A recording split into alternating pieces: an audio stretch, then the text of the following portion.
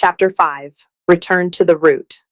Some journeys take us far from home, not to escape where we came from, but to learn how to return with purpose. Education can open doors to distant cities and louder dreams, but sometimes its greatest power is revealed when it leads us back to the soil that first shaped us. The bus ride back to the valley felt shorter than the one that had carried Ted away years ago. In his lap sat a leather tube containing his degree, but in his heart sat a deep, unshakable longing for the smell of rain on dry earth. As the familiar gnarled oak tree came into view, Ted didn't see a place of poverty to be escaped. He saw a canvas of opportunity waiting for the brush of his education. The boy who once collapsed by the roadside was returning home, not as a stranger to his land, but as its most dedicated steward, ready to plant the seeds of a better future with the hands of a scholar and the heart of a servant.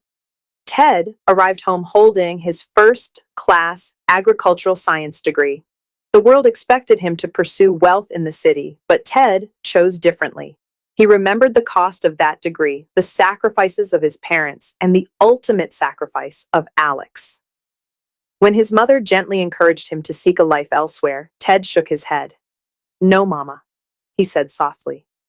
"The degree is my knowledge, and the best place to use my knowledge is right here."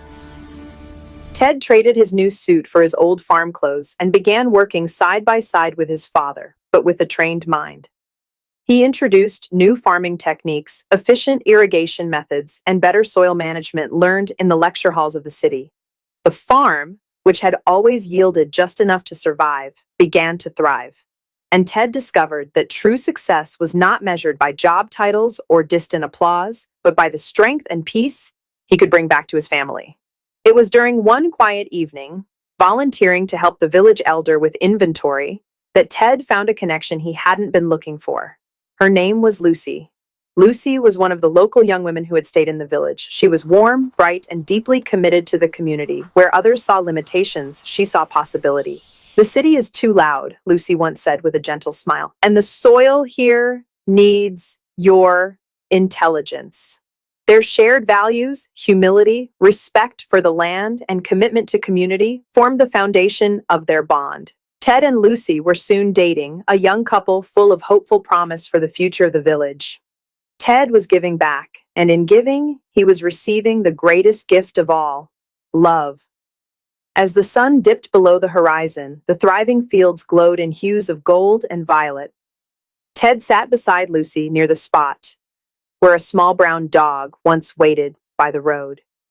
For the first time in many years, the silence of the valley did not feel like emptiness. It felt like peace. He had come full circle, not back to who he once was, but forward into who he was meant to become. The land that had nearly claimed him had become the ground that defined him. And in Lucy's eyes, Ted saw a future built not on escape, but on belonging. He was home. He was loved, and the roots he had planted in the soil, in his family, and in himself were